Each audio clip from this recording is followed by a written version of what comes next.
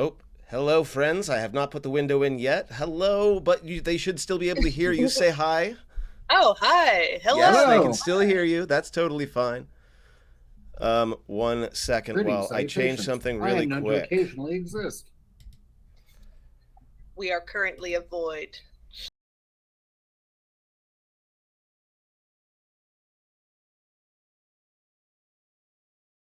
The Void is presently experiencing active listening because it wants you to feel heard.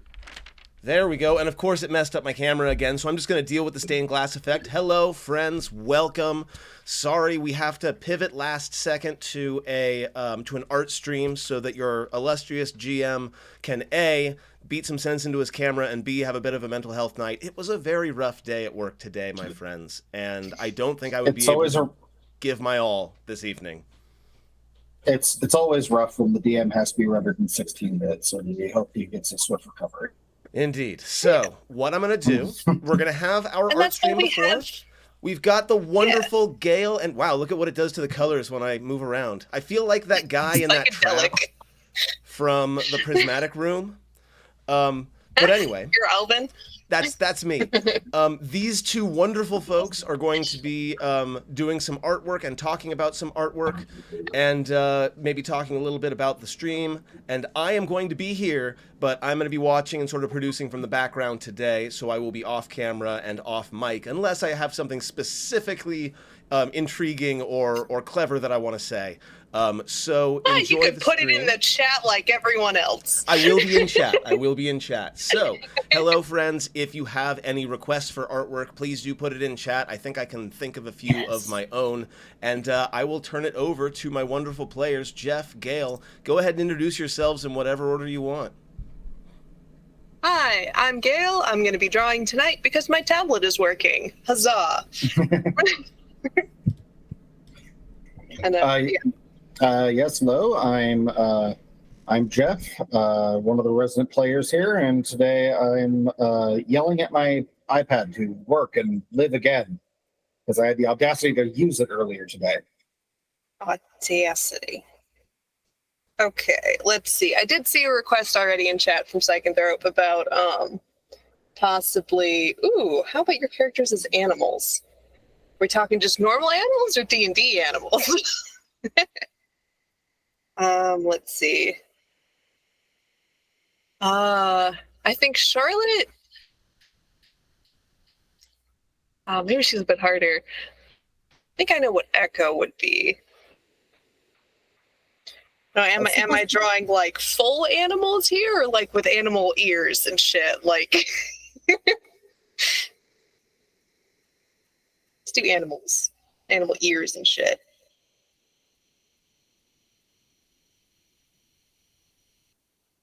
I think Echo would be a rabbit.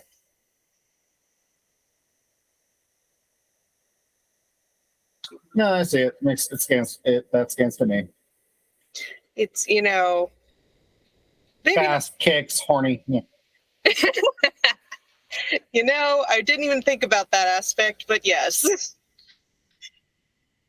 Also, the possibility of a cute little bunny tail, but like maybe like a hare, like not a bunny rabbit, like one of those like.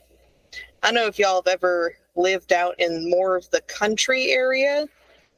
I used to live on a Coast Guard base, and there were a bunch of animals there because no one was allowed to hunt on the base. And there were jackrabbits all over the place. And man, they look weird. Like a jackrabbit looks like it knows the secret of the universe, and it has shattered its brain to learn it. They're also mean. Oh yeah, Very mean. they can be very fucking mean. Which, when you're a prey animal, maybe it's a good thing to be a little mean. So yeah, what animals would some of your characters be, Jeff? Oh god. I honestly don't know. I don't really think of my characters in those sorts of rationalizations.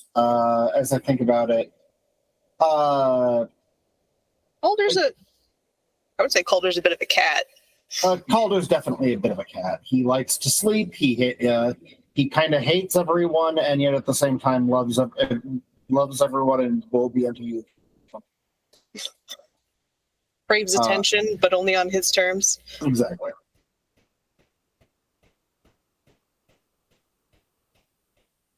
Yeah. Let's think. Pyre is proud and loud. Emphasis on loud. Like I don't want to say he's another that he's another cat. So if I had to read something into him, I would call him something like a male elk, something big, something that likes confrontation. Very fight me vibes. Yeah, very much the please fight me vibe.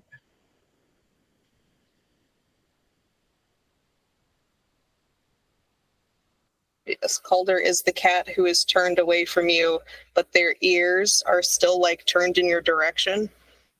Yeah, That is very Calder vibes.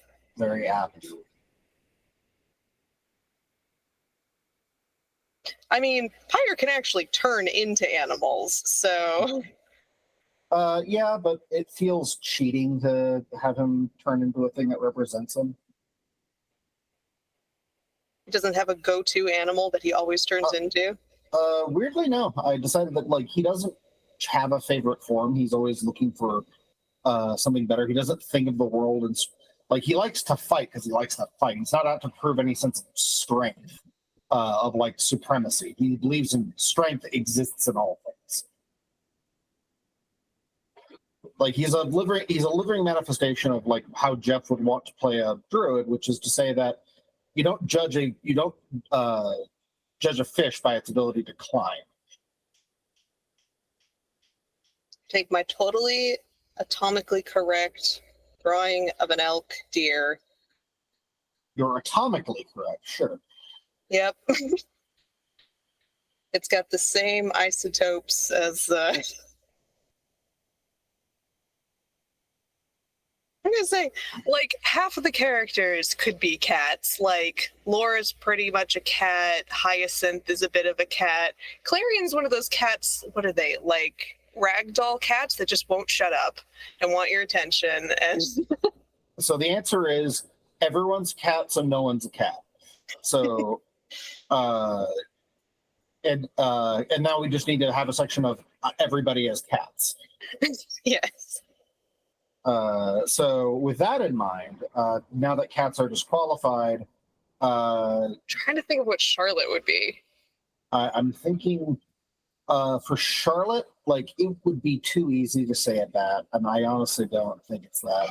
I think that Charlotte is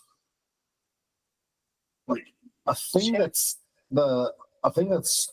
trying to rise above its lot. Well, I was thinking like protection. Like, would she have a shell or something? You know, she's an abjuration wizard. Like, would she be a turtle or would she be like a crab? You know, she's got a little bit of crab energy. Chat, I see you. Ghost is a bear. That's asked and answered there. Yep. Like there's no question. Ghost is a bear with a hammer.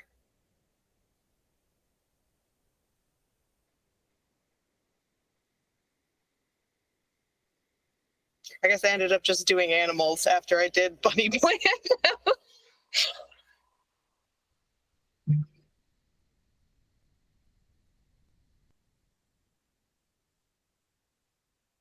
Yes. You know, I think Charlotte has crab energy, where she's just chilling, doing her own thing, but if you try to fuck with her, it's gonna ruin your whole fucking day. Yeah, Charlotte's just one of those people that is very easy to get along with, but if you piss her off, she will fuck up your entire life. You will have to she'll want you to rethink everything that has led you to this moment.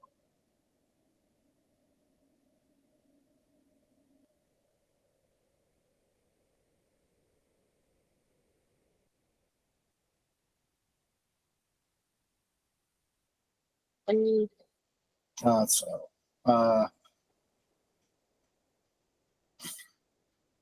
This is Calder's a bird. He's some sort of proud, like stately bird. Fire. This is Rose. This is Charlotte. This is Echo. There's a thought. Halberd could be like a specific, like, I'm thinking. I like That's so that. good. That's so good. Lore being a scorpion. Arthropod besties. I have an answer for what is Calder. Okay. Calder's a pup. He is a horrible abomination brought around by selective breeding and has no consent into existing and kind of just hates life. Now can I But draw is a just bug? so happy to be here. It only occasionally, when breathing problems aren't first and foremost in his mind. Fuck, what does a fucking pug look like? Their face is flat, the ears they're very like,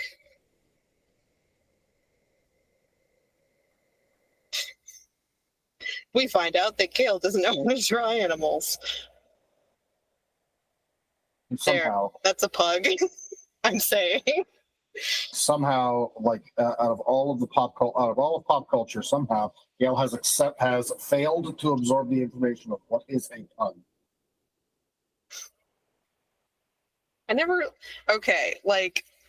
My family's never had dogs. The only dog we ever had, we were babysitting for my cousin while she was in college, and it was a Shih Tzu.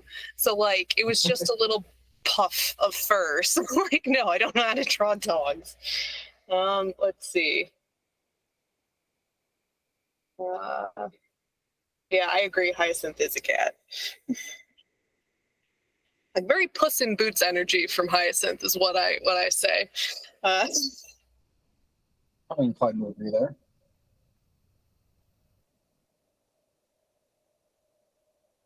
A very, very poofy tail.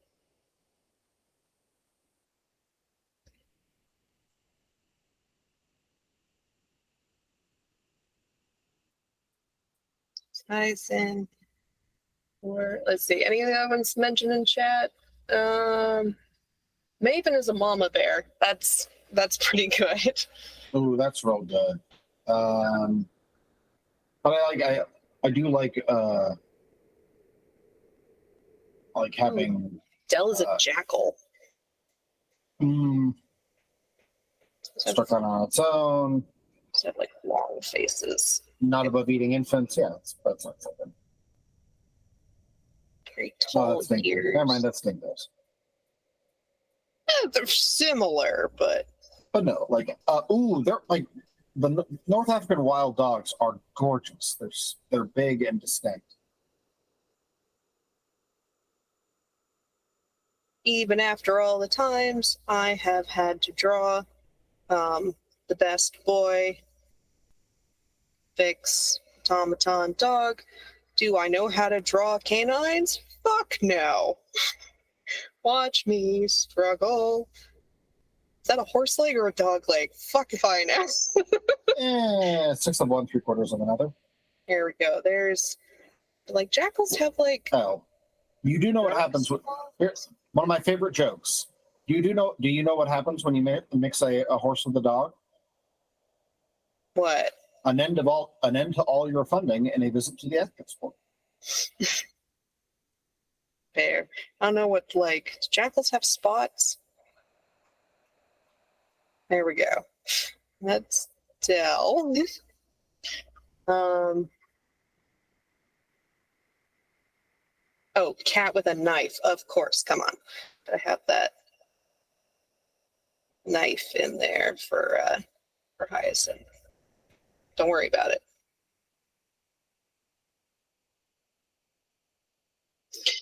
I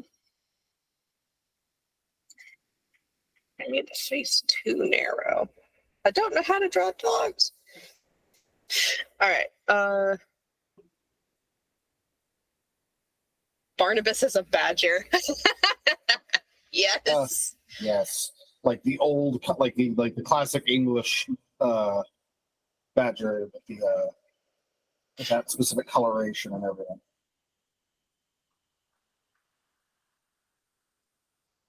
Let's see. Badgers have kind of triangle heads. And just kind of, they're like. I'm drawing a wolverine or a badger. They're kind of similar shaped.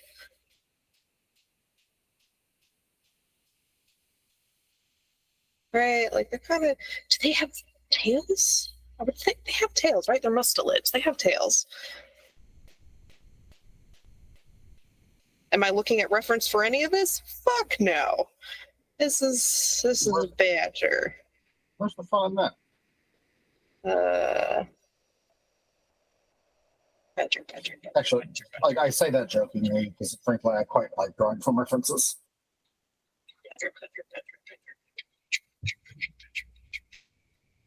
Didn't the 20th anniversary of that Yeah, just video posted this. just happened?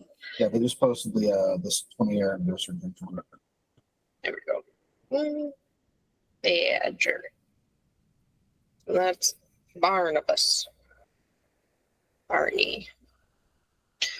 Did I miss it? Right, Maven. Another bear? Mama bear? I feel like Maven's more of like has Mama Bear energy, but like maybe it's more like a Wolverine or a oh god, what is that other stocky animal makes dams? Beaver. Could not think of the word of beaver.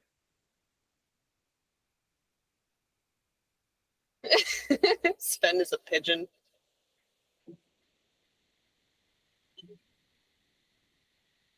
Dude. I don't know. I feel like she's more of a beaver because she does like she's very destructive, but is also like a very creative force. Like yeah, she could chew through a fucking tree and level a forest given enough time, but she's also like builds things and like puts food away for the winter. So I think I am going to assign Maven, give her a little bonnet still. She'll be a beaver with a bonnet.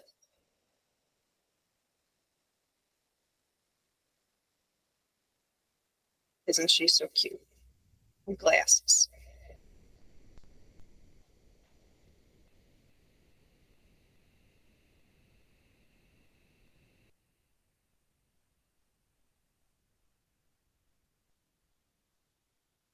Sven is a pigeon. I don't know. Pigeons are. I kind of like Svenna's pigeon. The vibes are entirely off for me, but I only know like city pigeons or like the really cool country doves. Like, hey, who said Sven is a pigeon? Second throw. Defend your position. How is Sven like a pigeon?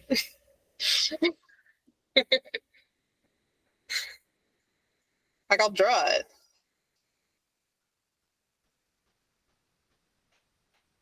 Let's see. They have very small beaks, pigeons. They're kind of, see, their head's there, and then they're just kind of like, right. There we go. A little more like I don't know. Is this looking too much like a duck?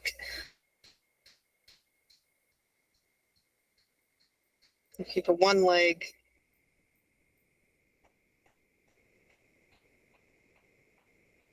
What the fuck does a pigeon look like? Don't mind me struggling with animal anatomy. I hope y'all are enjoying this now. I'm not going to draw animals for the rest of the stream.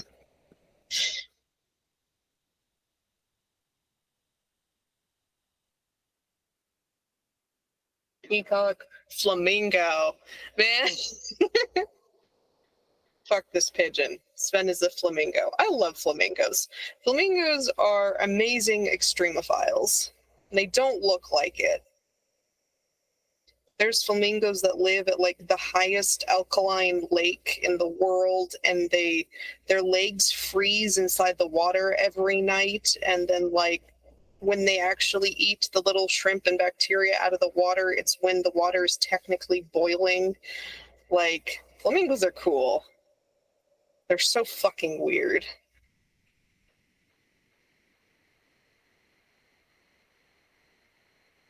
I didn't know. I did know about the they do stand in the most alkaline of waters that are like even a human would be burned by touching it too long. And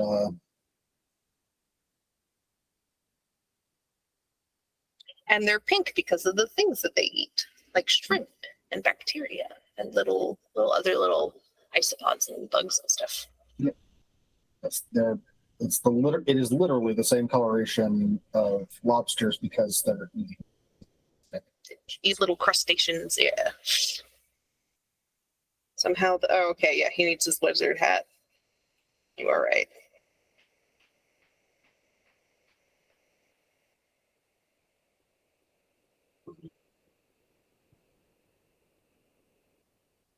It does magically stay on.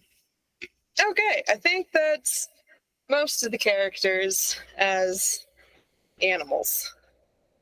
I do like our little arthropod buddies over here.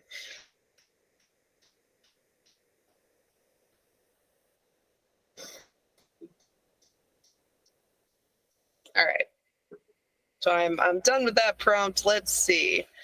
Is there any scene that anyone likes from any of the recent episodes? I've done a bunch of recap scenes and posted them on the Tumblr and other places.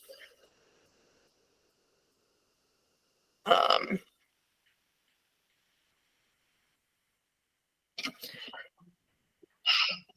God, what was the name of the red cap that we ran into last session? Pepper Hop? What a red cap. They're like gnomes, right? They're like evil gnomes. Yeah, they look a lot like gnomes, but they're evil. And we said that his red hat was like a big chef's hat, right? Yes, yes. It's a big chef's hat. And then it's kind of hung. I remember like the picture Rob showed us for like a bit, like they're yeah. I think they had like all black eyes.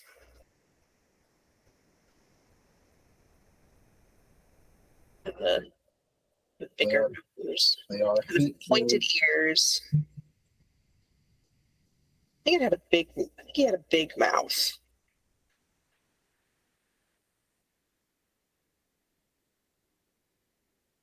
Let's have him. His spoon full of questionable mystery meat.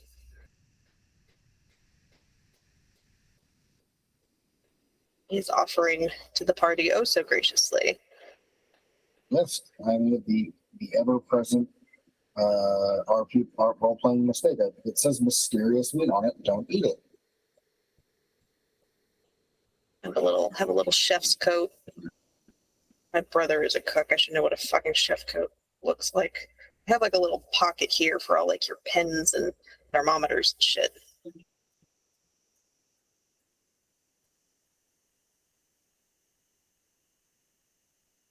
Then I think he has like these like bigger legs, like he was hopping all around the place, kind of like a rabbit, right?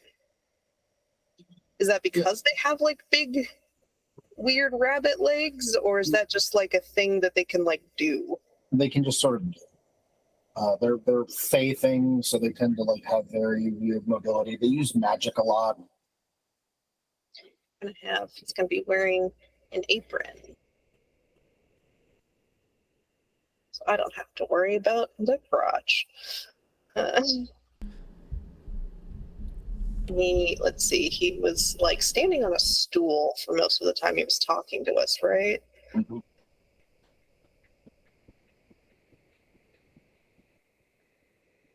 Doing a mean lean. Don't worry about it.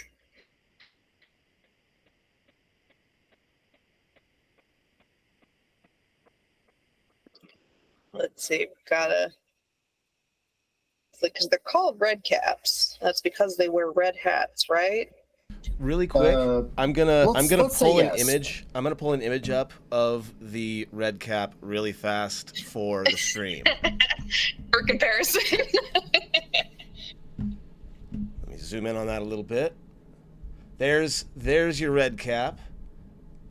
Oh, he's got a mustache. Oh, yeah, and his feet and hands are really big. Yeah, Compared to his body. His feet are absolutely gigantic. Oh, okay, that's because I remember something being big about his legs. It was his feet. His hands are big. So let's make that bigger.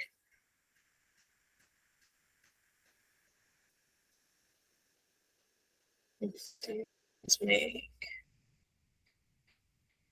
that hand bigger.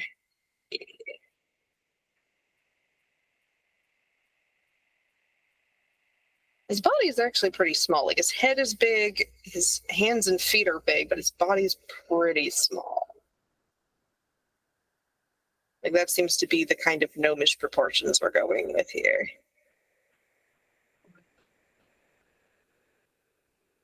Let's do feet. Big old feet.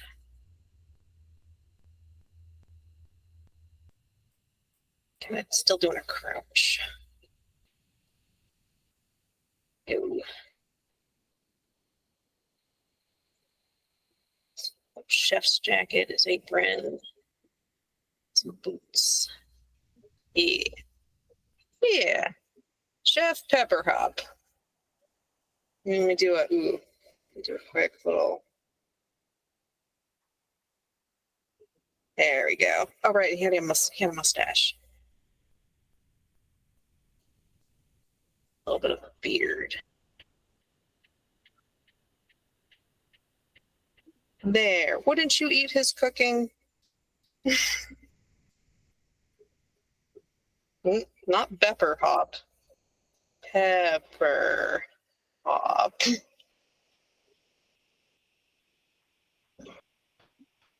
Wouldn't you eat the... Wouldn't you try his mystery meat stew?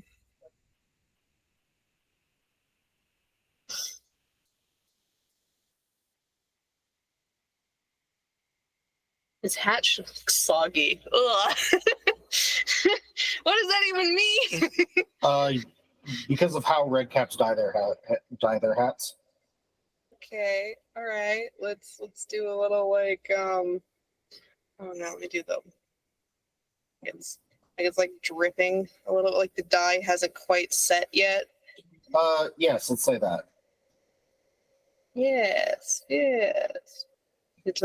It's a soggy still.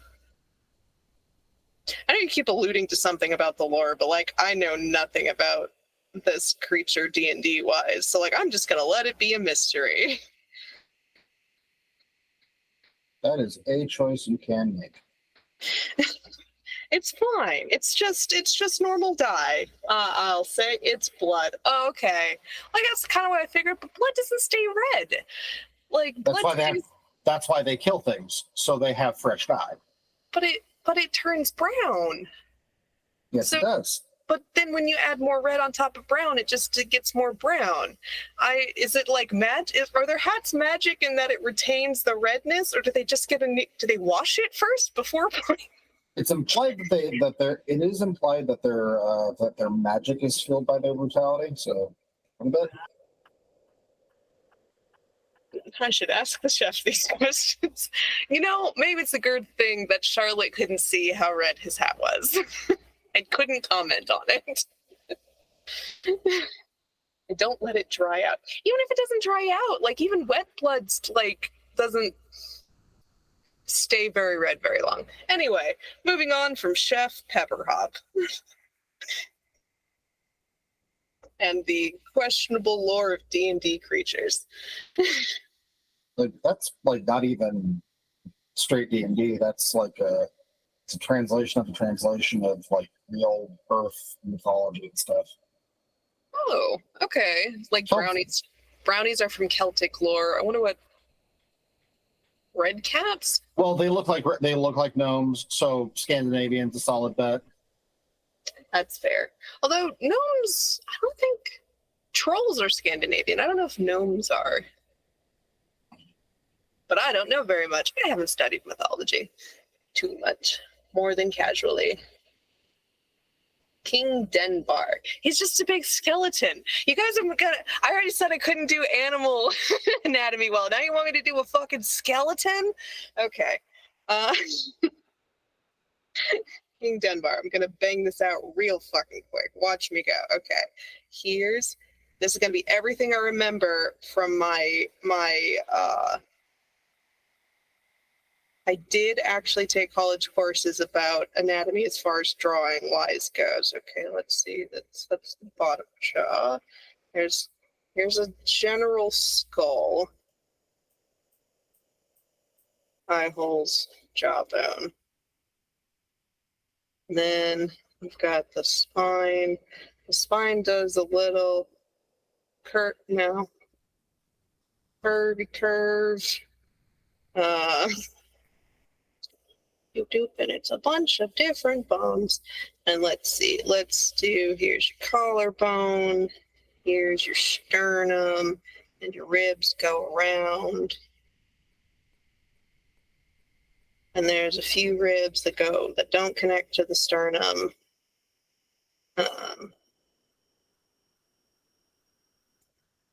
Fuck those ribs.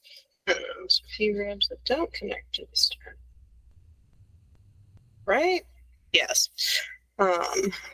Then back here is your scapula, and then you got your upper part of your arm is one bone, lower part of your arm is two bones. Do I know what they're called? Maybe on a good day. Not today. Radius and ulna? Those are the two lower ones. That's correct. Do you know that more than half of your bones in your body are in your hands and feet? I did know that, largely because I also consume the same media as you. Mentopolis is so good. It is. It's so good. Latest. Also, like paint green is just delightful.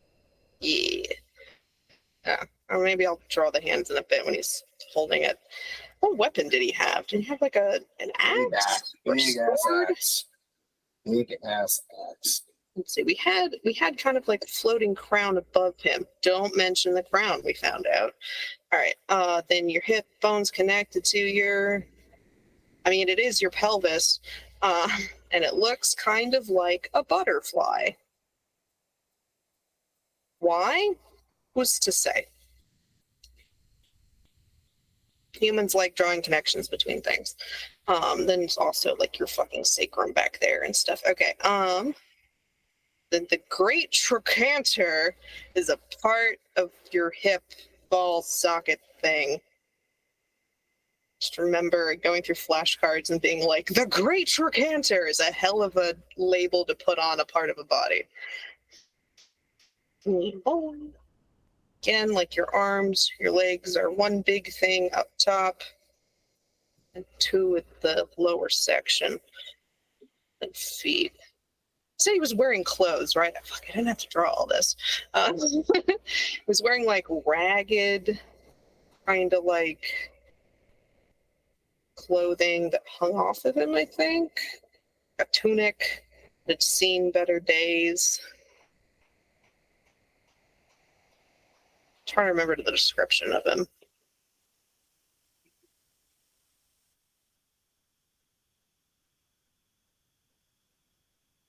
Yeah, that'll work. And what did he have? A big fuck all axe? Big fuck all axe.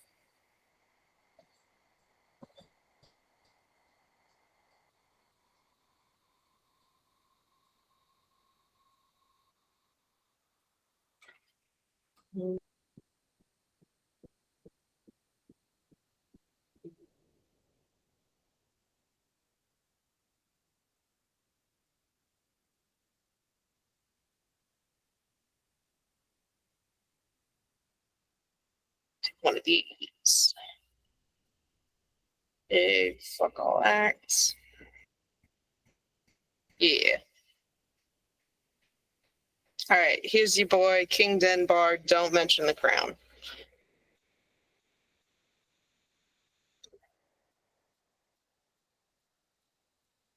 Or Lord Denbar?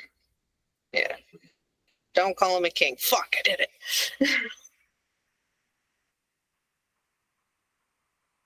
Great sword, axe, whatever.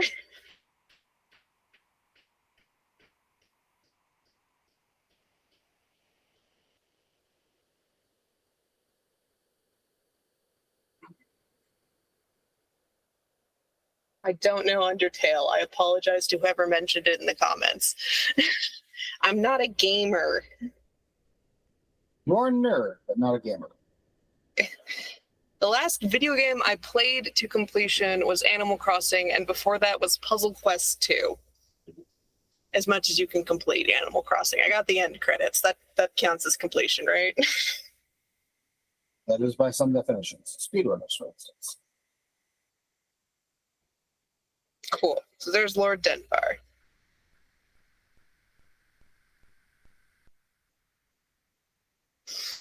Blah. Blah.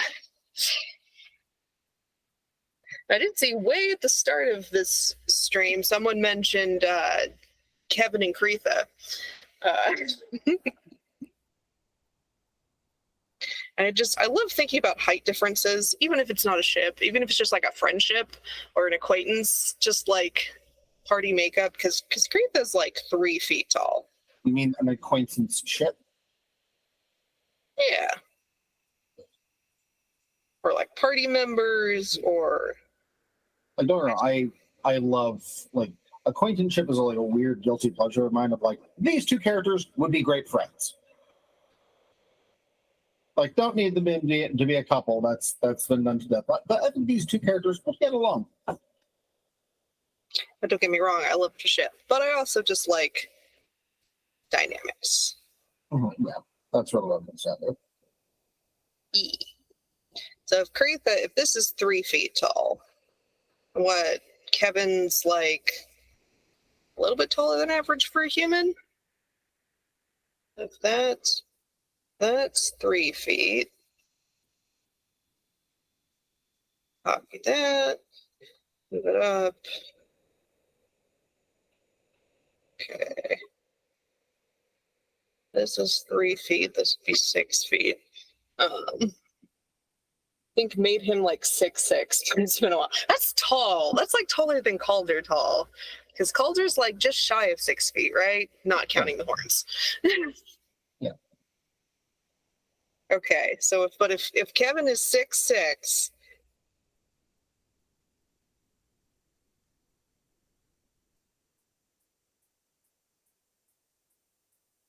let's see, do Elvis, do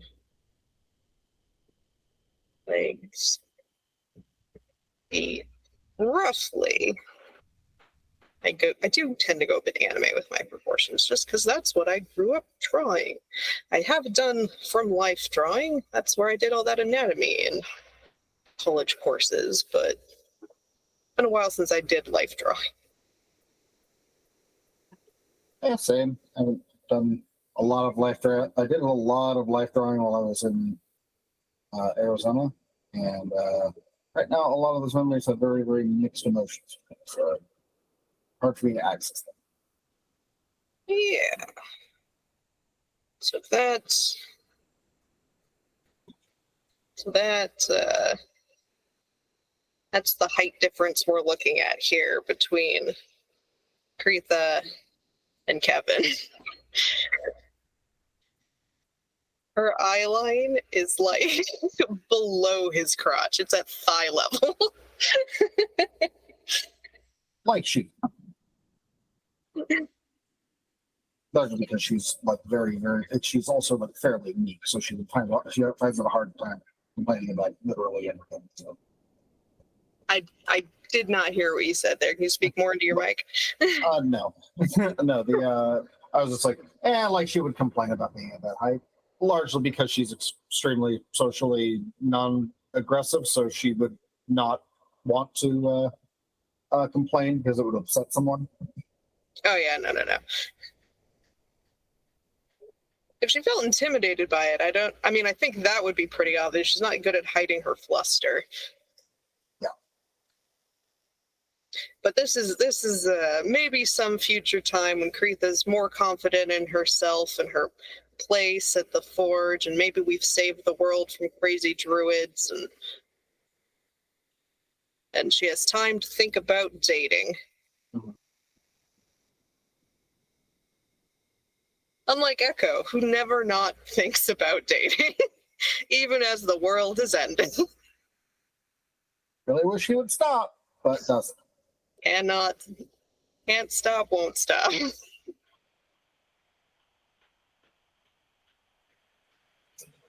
There we go. That's the rough approximation of how I draw Kevin Bonewell. He has a very, was once broken nose. That is the one through line of all the different ways I have drawn Kevin, is that his nose looks like it was broken in the past. A hell of a divot. Mhm.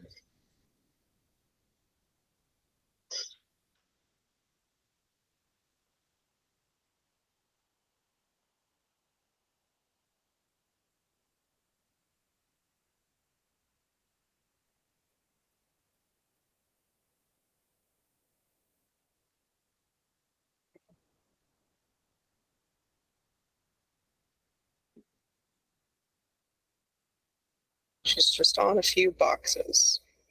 Then they're perfectly at eye level.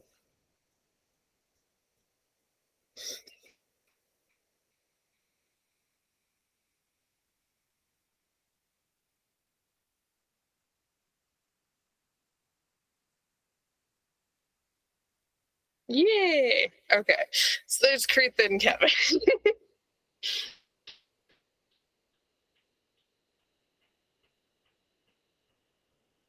Was Kreetha in the animal shot?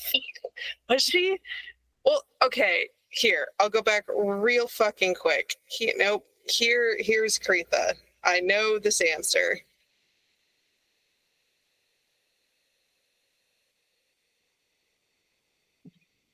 She's a frog.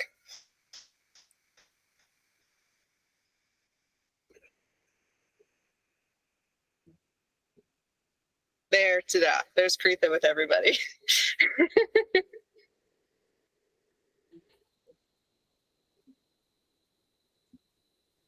Oh, okay.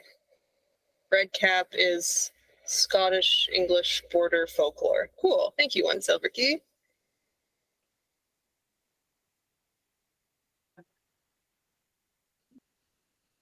Surprise Pikachu.jpg. More or less. Okay, so there's Kreetha and Kevin. I don't know, what next? Anybody have any prompts? Something that they wanted to see rendered? We have lovely character art already. Like either an underappreciated character or like one that's underrepresented. One that we just met. I haven't drawn Alvin yet, although it's my understanding he was just a gnome. Maybe he looked a little brighter. I don't know. Gnome wizard.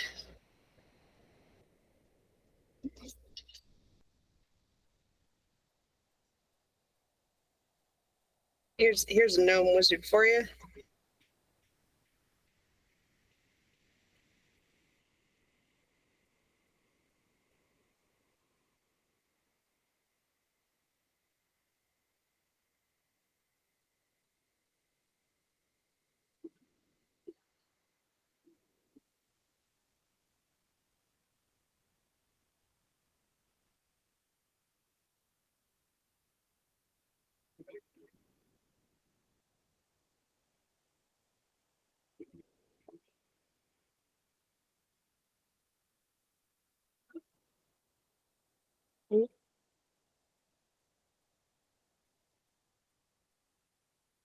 There you go. Perfect gnome wizard.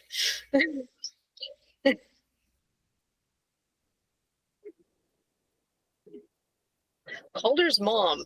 Ooh, Glaisa? Ooh. Somebody reminded me, what are the Twitch what are the Twitch stream regulations for suggestive imagery real quick? Because Glace's Glacia is a lot, but Glacia also isn't like, with the exception of one art from a third edition book that we politely don't acknowledge, it's all of Glacia's depictions are quite tame. okay. Let's see. She has a throne. She likes to be sitting on that throne. The throne is made of bones. Don't ask me to make more bones today. We'll do 2 skulls as the little arm things, and then she's got it's like that. This is just, imagine lots of bones. And then here it's got like stuff pointing off of it. I know because I drew the chair again when I was doing Calder's, one of the first tarot things I did, where I did her chair, but Calder was sitting on it. So I know it's roughly in this shape. So that's her little bone throne. So on top of that, Glacia. She has wings and a tail. Can't remember. Are her feet like claw feet, or is she mostly human? I don't recall her feet. In the actual session, I described her in a sort of semi-tiefling form, where it wasn't her full-on devil form. It was more of a very tall tiefling who would have ordinary tiefling feet as opposed to claws. Or hooves. But like, Yeah. if you draw her full devil, then yeah, hooves would probably be the way to go.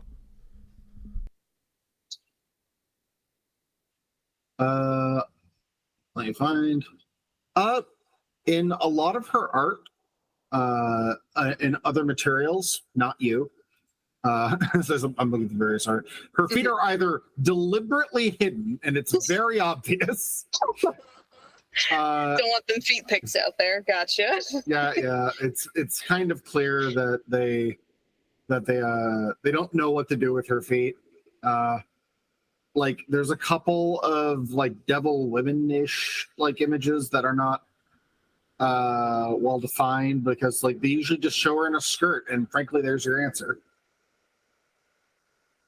Okay. So yeah, your answer is that she's usually wearing like a full body skirt, like she's a full length skirt that conceals her feet. All right. I'm gonna draw the legs in, and we'll see what outfit I give her. I did find one which was read like the King of Hell and his daughter, so that's clearly an allusion to her. And they show her in like this elaborate dress, wonderful fire, wings, horns, all these terrible imagery. And she's in these little black kitten heels. It's like, don't get me wrong, artist. I get it. You can't get too wild with the feet, otherwise that's all anybody will see in the thing. Yeah. Oh, especially with a character like Glacia, like Princess of Hell, daughter of Asmodeus. Like she's the princess of contracts. She is the one that you go to. She's the devil you go to when you want to get out of your devil contract with a different devil. That's literally her role. When a contract with another devil, even up to another archduke, is going sour, if you go to Glacia, she'll help you out for a price. Do you need a settlement now? So she's the general, but call the general to save some time. But for devil contracts, not cash settlements. Essentially, yeah. Okay, so guessing a little bit of pointed ears. Even tieflings have those. What do her horns look like? Are they just straight up?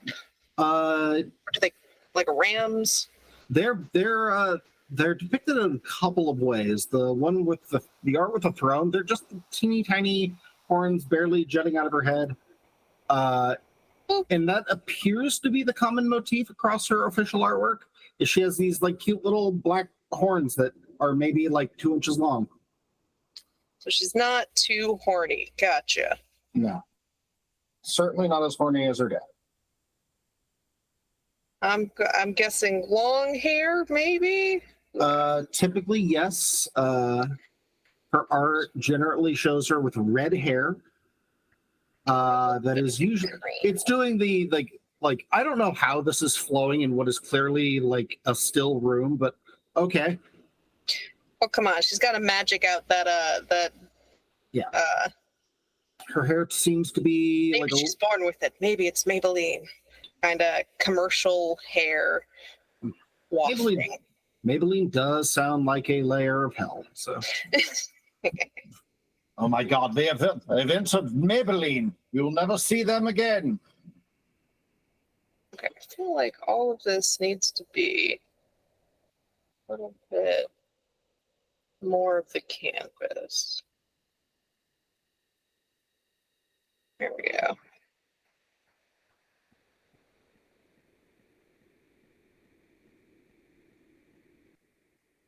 Okay.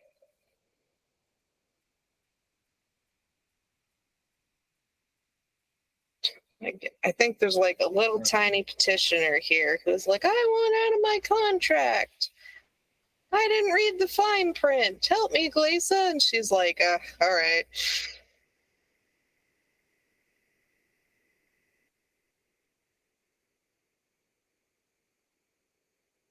Let's see.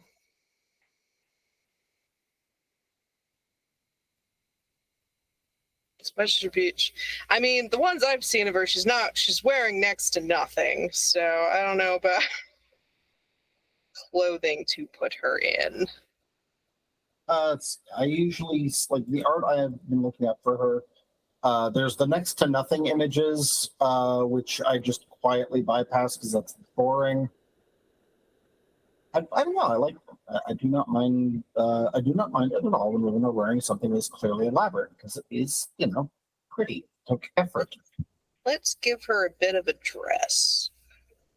My favorite official art for her. She is wearing some sort of dress with a lot of jewelry across the front. Her arms are mostly uncovered, but she's wearing like elbow length gloves. Ooh, okay. She has an armlet.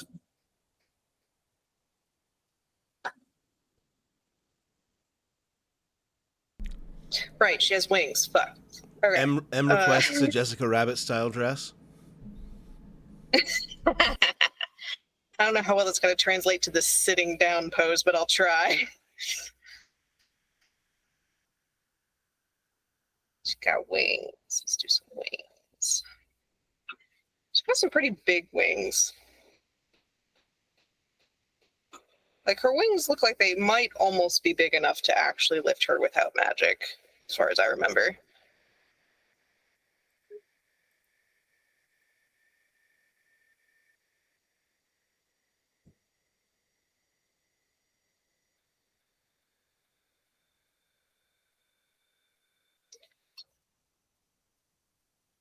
Okay. So, elbow length gloves, Jessica Rabbit. So the slit is going to be up to like there. Okay, so not a deep plunge, but let's see. There we go. Jessica Rabbit.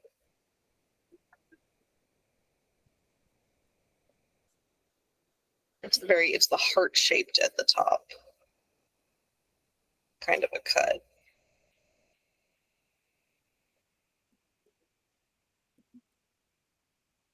Yeah. And then the slit is up to like there.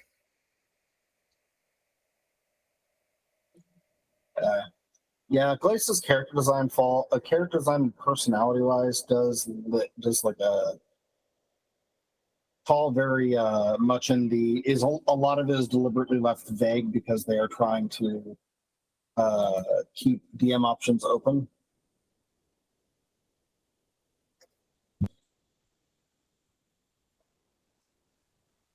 But there is a good amount of lore about her about which of the layers of hell she lives. She rules over Malbosch, a place of foul beauty and honeyed deception, of a near flourishing life clinging to the decaying corpses of our wretched past. Okay, so she is a little bit about deception and shit, right? And she's also about like renegotiating contracts and maybe screwing you over with it. So I do have a question for you, Jeff. I have rewatched the whole conversation with Glaisa.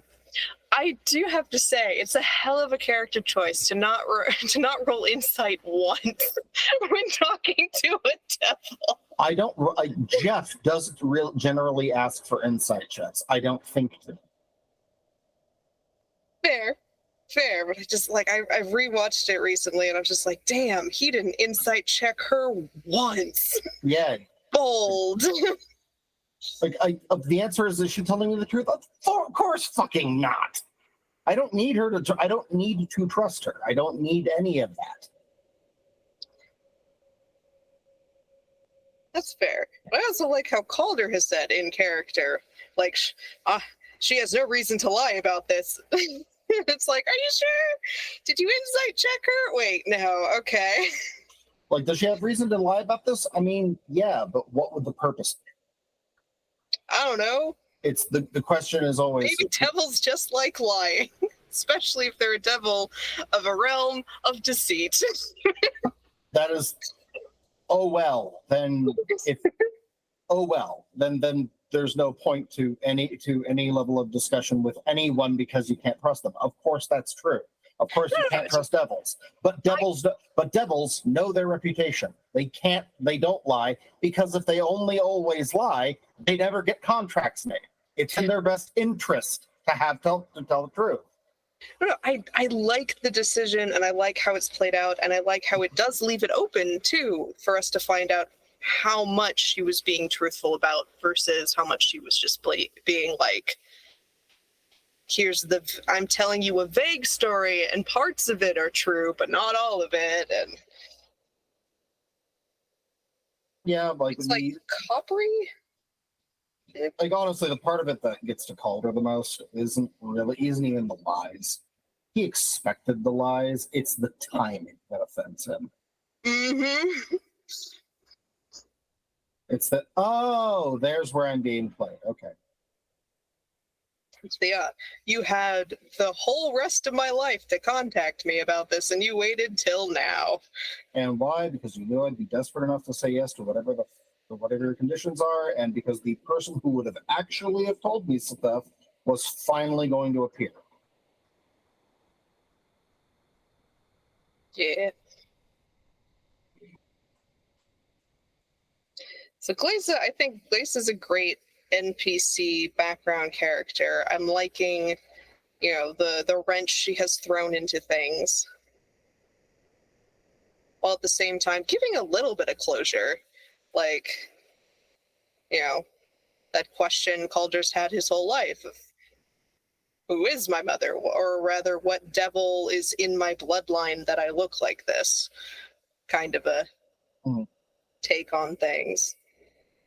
Let's do a nice clashing red. Yeah.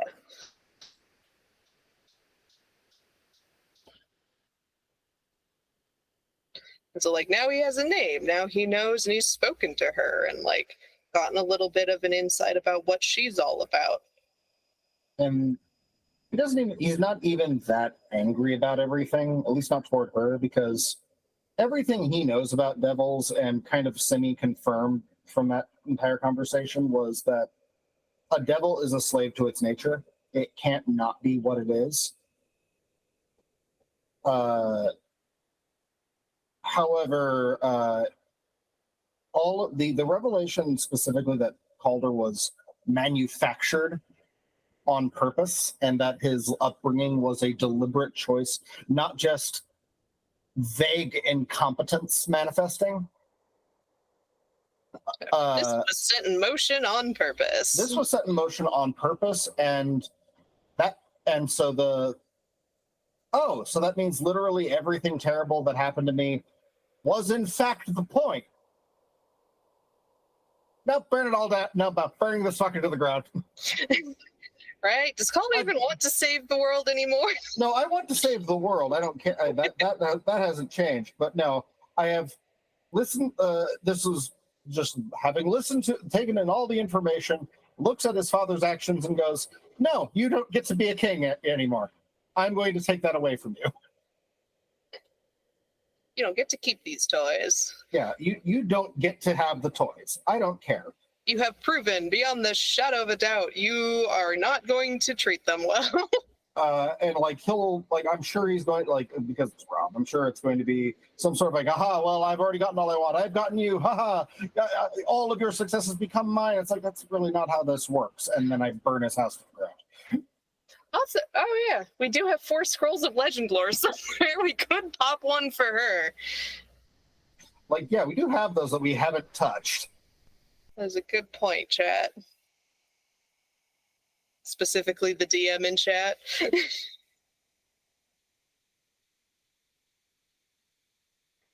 Little crown.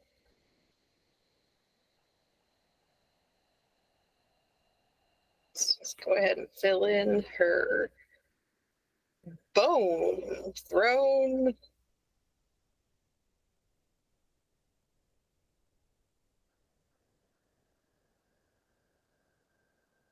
Yeah, here's, oh shit, she has a tail, fuck. And her tail, like I specifically modeled Calder's tail off of her tail, so I know what that looks like. Yeah, that was also my decision. I did deliberately model my tail off of the Archduke of whatever layer of hell I ended up putting him on. And when I landed on like the Glacia theme, I'm like, oh, okay, these guys are rad. And then I really like her. I like her devil design. Her devil design, it works really well. She's not she's devilish without being utterly extra about it. Looking at you, Zariel. She's like the most human of the various devils. She's got that grabby tail. Mm-hmm. So yeah, here's Glacia, deciding whether or not she's gonna take this little dude's contract for review.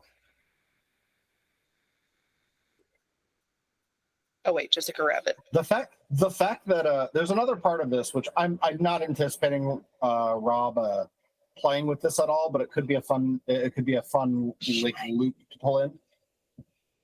My father's contract was with Glacia. Glacia doesn't typically make contracts. She lets other desperate souls come to her. Yeah, but I thought from the conversation she sought your father out because she was like, "Hey, I want a kid. This motherfucker looks like he'd go for that." Yeah, but we know that it was that Albrecht summoned her deliberately. Like maybe she did reach out to him for various reasons, but typically the only people who deal with her are those who have made bad contracts with other devils. So who the hell was Albrecht running from? Or was this really, really against her normal nature, and that's why it's a bit of a shock? Yeah, it's true. Like this is very like we could just lean into that, but this is just very much outside of her ken, and she's just acting odd. Yeah, okay, that's Glacia. Check back in with chat.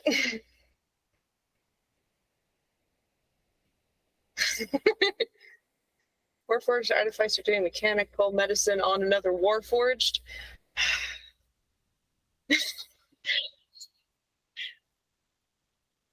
It is at these moments when I get these lovely requests. Please keep sending them in. That I'm like, oh yeah, I could draw that. Wait, that's like machinery and shit. I don't know how to draw. All right, let's do it. Don't let my whining stop you. Send in requests. Warforged artificer. We don't have any Warforged in our main campaign because it's not ever on. And while everyone has been, and frankly should, moving Warforged around and making them fairly much more endemic than they're typically portrayed. because I do love the Warforged.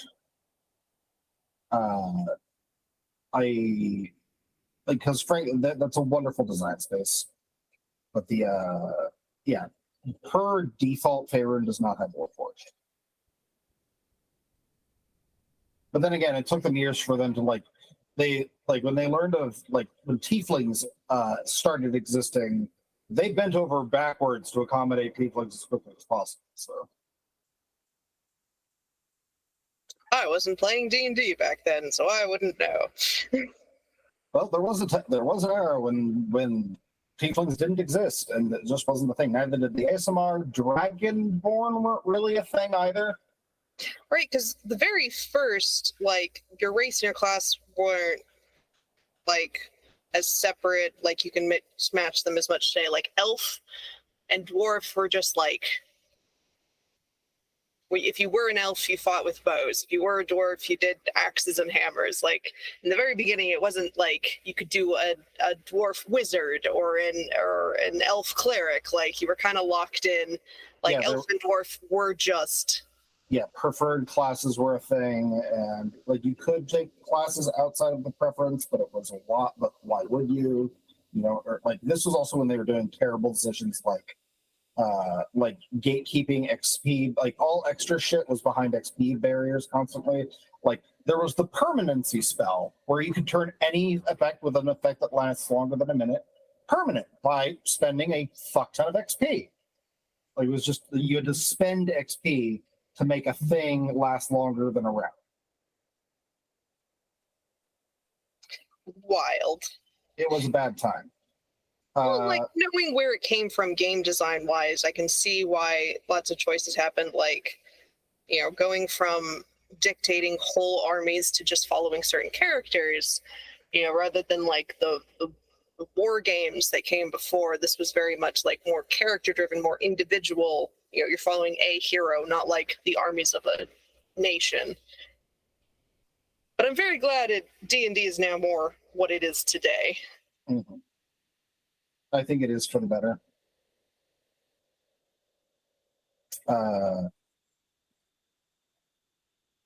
So the actual lore for Faerun getting tieflings was they're quietly, tieflings have always been a thing. They just preferred a life of solitude and quietness up until something terrible happened. And that terrible thing was straight up an entire city got kidnapped to hell. You do. It got dropped into the first layer of hell, and the trauma of that experience transformed the entire village population into tieflings. Huh. And so when they got boarded back to Faerun, they had to adjust, and part of that adjustment was oh yeah, I'm still me. I just have horns now, and I'm resistant to fire, and I have magic inherent in me now, and my children will have inherent magic now. And why are you guys looking at me like that? Please put down the pitchforks. And it all went swimmingly well, and they were perfectly welcomed, and nobody was ever weird about it. Or persecuted ever, because that's how humans behave. Mm-hmm.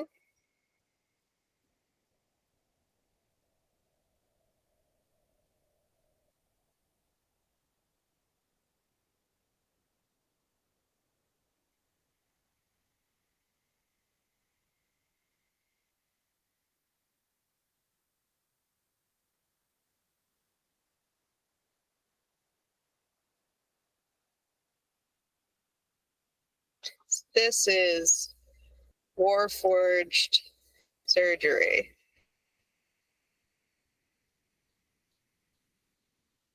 Totally not anything else. I do love the conceits that Eberron has towards the Warforged that make me giggle. How does healing magic work on a Warforged? It does. Don't worry about it. Don't worry about it. What about that part where it specifically says in most healing spells that they don't work on undead and constructs? Shh. And while I'm sure there are DMs out there that would be sticklers, no. As Matt Mercer once very eloquently put, the rules are there to have fun. If you are not having fun, break the rule. I did in a homebrew campaign once play a homebrewed race of zombie, and with the caveat that like all of those spells that said they don't work on undead would not work on my character, but you could also resurrect them by casting animate dead on them because they're a fucking zombie. So it was like a balancing of like, you don't have to spend the big bucks to resurrect them, but none of like the incremental healing spells work on them.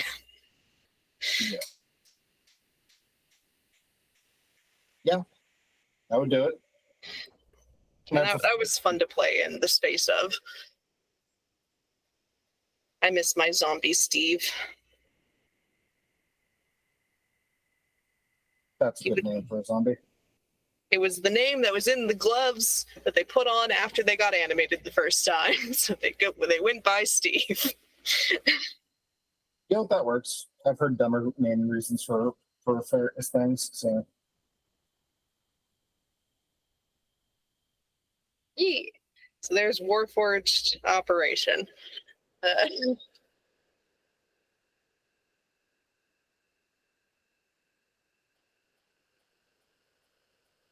I started actually, like, I'm sure I did some things with 3 and 3.5, but the first time I actually like sat down and played Dungeons and Dragons and understood the game enough to play it was with 4th Ed,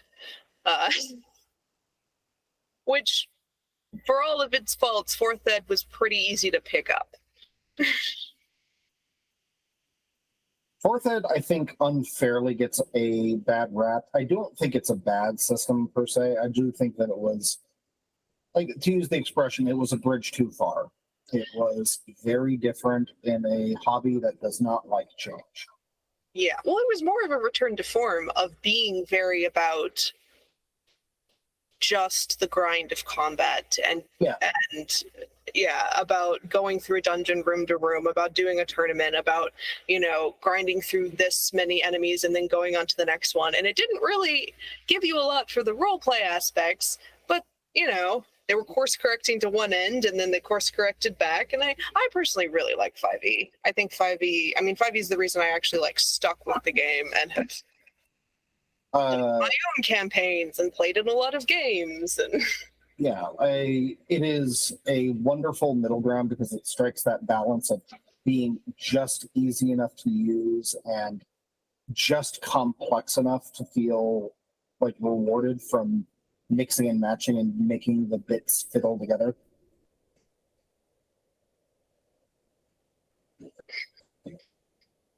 scrolling through chat.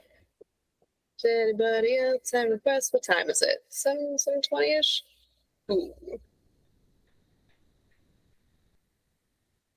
Another reason I really like doing these art streams still is that you still rack up channel points for it. Then maybe we can use in future sessions to get bonuses to die rolls and things. All right, settle down.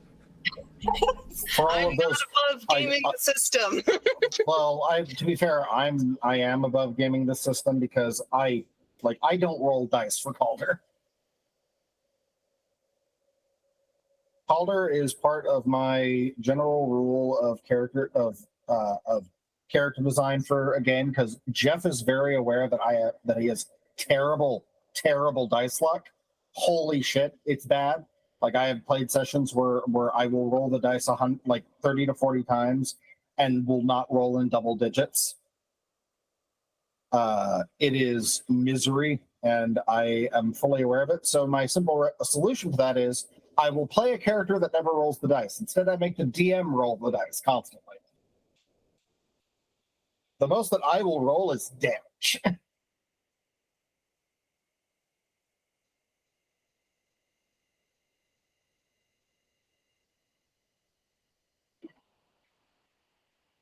So, like, Calder's build is all save or suck spells. Like, a couple of exceptions, of course, but he leans hard on the mechanics around forcing saves, making those saves unfavorable to you, and a lot of his like victory mechanisms are built around your saving throw sucking at the worst possible moment. Yeah, especially with, like, the Hound of Ill Omen now. You Yeah, can with be the like, cool, you in particular, your saves are gonna suck. Yeah, the ability to say you in particular, no, is a lot of fun. Also, it's just very mechanically fun just to lean over and like tilt the scale in your favor that way. Like I can see why Shadow Sorcerers are popular because they break the mold in their own fun little way.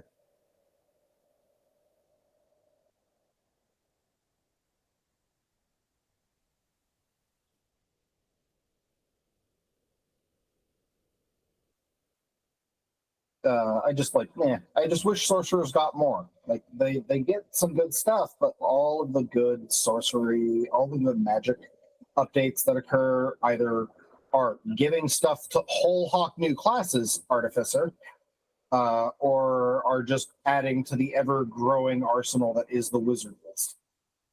Wizard and Bard list. Bard is less guilty of it than Wizard, but still guilty.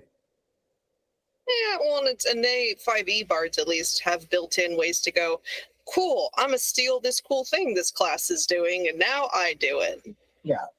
And I love certain kinds of bards, and mechanically speaking, there is one power gamer build I desperately want to make, but will never get to because it is cheesy the fuck out of the system with rules as written.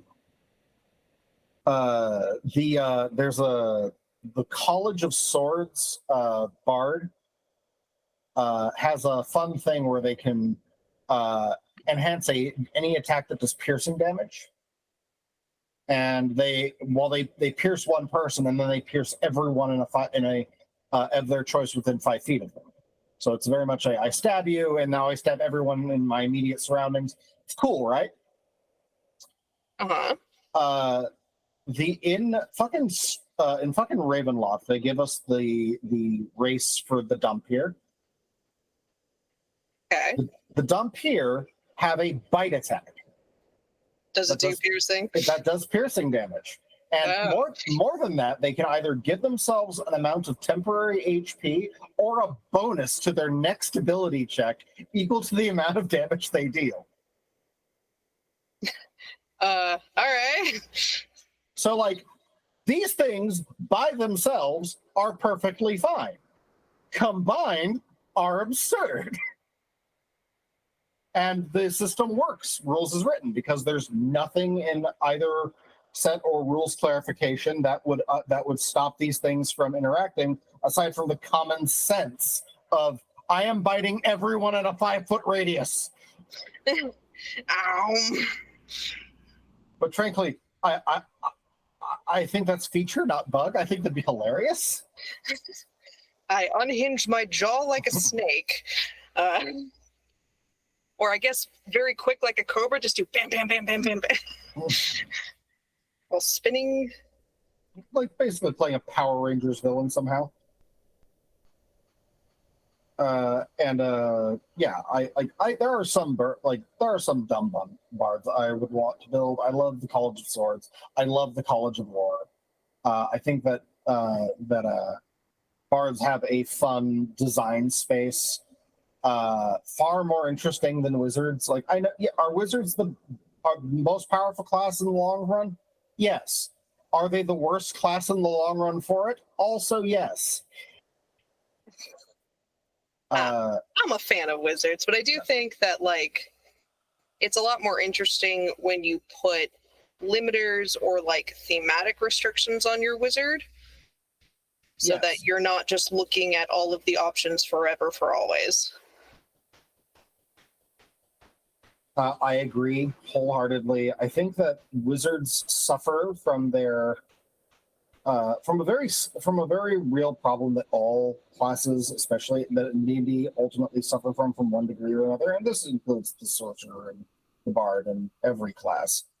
But it is a distinct weakness of the wizards more than anything else. Of their mechanics do not translate very well into theme. Into what? Into theme. Sorcerers get a lot of mileage out of my bloodline is my power, and then they proceeded to do nothing with that for 20 years. Yeah.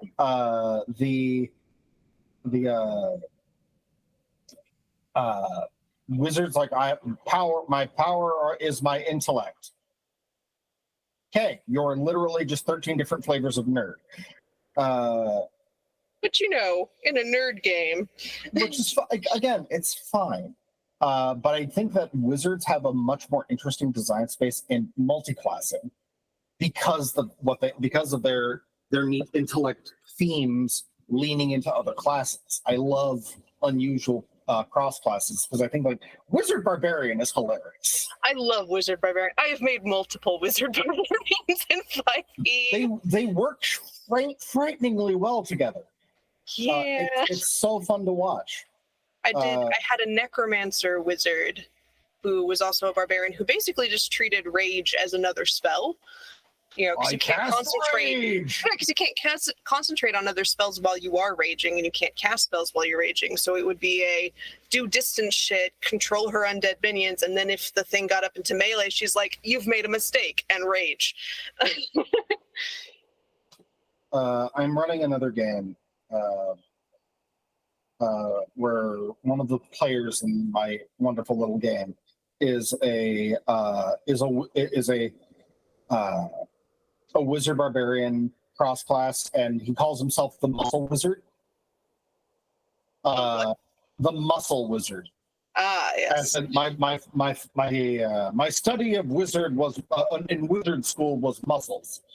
They also I also love refaming barbarians for having a different emotion for invoking their rage. So like instead of it all coming down to anger always, which is not a healthy place to live, like their mode of raging is rapturous joy of what they're doing, which is fucked up in all sorts of different ways. That's fair. What should this tiefling palette? Someone requested a tiefling paladin in chat. I'm trying to think of like paladins. Paladins wear armor. Yes. Paladins wear armor, and that's where my brain has stopped working. Paladins wear armor.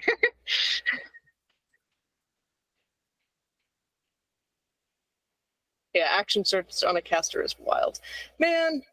Fighters, a lot of people are sleeping on fighters. They get so many. If you are allowing feats in your campaign, they get just so many. There is no class in the game that does not benefit from 2 levels of fighter. It's one of the best cross classes you can ever do for a character. Action surge is just that good, and second wind. And even without that, the fighter is a wonderful expression of the quintessential stab monkey. Just a person, because you can't counterspell. I hit it with a sword. I mean, I would argue Charlotte does that a bit with how often she casts Shield Hero Ward. But that's just missing. It doesn't cost the fighter a resource other than an action, as opposed to the wizard who's counterspell, which lost him a very precious spell slot. Nothing stops the fighter aside from death. Nothing stops the fighter from just hitting you again. Yeah, I guess. And as fighters get better and better, like they can, like when the floor is hitting you twice. It goes up in a big way. I've seen fighters get away with 5 attacks in one round. It's nuts. Yeah, fighters and monks, man. What is the action economy? Fuck you. And speaking of classes everyone sleeps on, monks are gorgeous. I do think I came to that realization of just like bards and wizards are the utility casters, as opposed to DPS that warlock and sorcerer can build into. Mm-hmm. Monks are the utility melee. Mm-hmm. They're not going to be doing the most damage. They're not going to be, They're not going to be doing they're not your DPS. They're not going to be the highest AC, but they're not going to be a tank. They're not going to be a DPS. They're utility. They can go fast if they need to. They can do multiple attacks if they need to. They can, start trying to put debuffs on people if they need to. Like, they have the options and the range, and that never shrinks. Yeah, they're also a great example of a class that correctly scales according to level, because key points at every level is a great way of it's a precious resource. I have very little of it first, and by the time I get to the end of the game, by the time I hit I'm hitting double-digit levels, it is a resource that I will never functionally run out of. It works really well, which it gives them the audacity to do more and to do bigger things and to aggressively spend that resource, which is a wonderful bit of design. I also think that monks offer a fantastic zone for character design that often gets slept on, because I'm a big fan of the badass that goes into retirement trope, and just having any character class just start taking piles of monk levels to represent I have been living in quiet contemplation and trying to live a life of peace, and now I folded you in half. Damn it. Yeah. Yeah, there's also barbarians get this a bit too, but monks even more so. The not having to rely on gear, not having to rely on weapon, not having to rely on armor, not having to rely on, even having a casting focus. Mm-hmm. Monks are the one class where just their stuff just works. Bare ass naked, they'll kill you.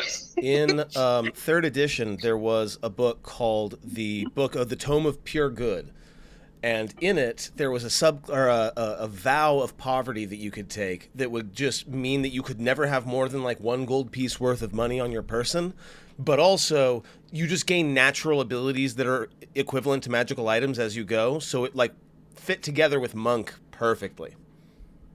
And a lot of people used it to mean, I give all my gold. Oh yeah, which is not what it was supposed to be. And a lot of people used it to give gold to their party, which they weren't supposed to. Yeah, they would just. Yeah. Yeah, so this is the tiefling paladin that I drew from the request. I like the idea of unusual horns. Yes, I like the unicorn paladin, and I hope that he smites with it. I think, friends, we should probably go ahead and wrap up.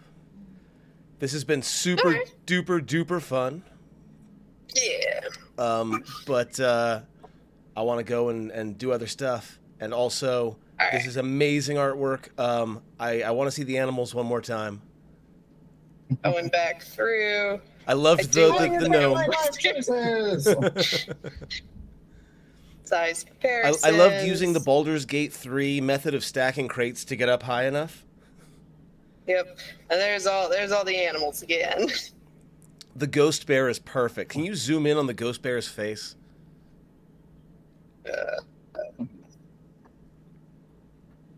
So angry.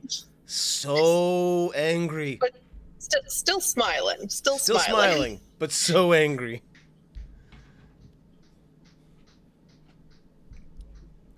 And I believe that has been our art stream. It has indeed. Why don't you do your plugs, and then we'll get out of here. Yeah, so to find where I post my art and fics and all the animations and other stuff, I put it all on my Tumblr. That's A Measure of Separation. It's slightly misspelled. I'll put it in chat. At measureseparation.tumblr.com. That's where I post all of my stuff, whether or not it's canon. Yes. And Jeff, I believe you're on Instagram and TikTok, yeah? You'll find me on Instagram and TikTok at Still Tired and Angry. I'm also on Mastodon at Still Tired and Angry. You can find me, Math Demigod, at basically all the places. I'm also on Blue Sky, since we're talking about potential Twitter replacements. And finally, I'm hoping at some point in the next few days we can get together and record the session that was supposed to happen today so that I can maybe air it on the off Tuesday. No promises, but if we can make that happen, we will try to make that happen because everybody is really excited about this next session. So we're really looking forward to it. So keep your eyes open. We'll get to it as soon as we can. Thank you for watching, friends. We will see you next time. Mwah, good night.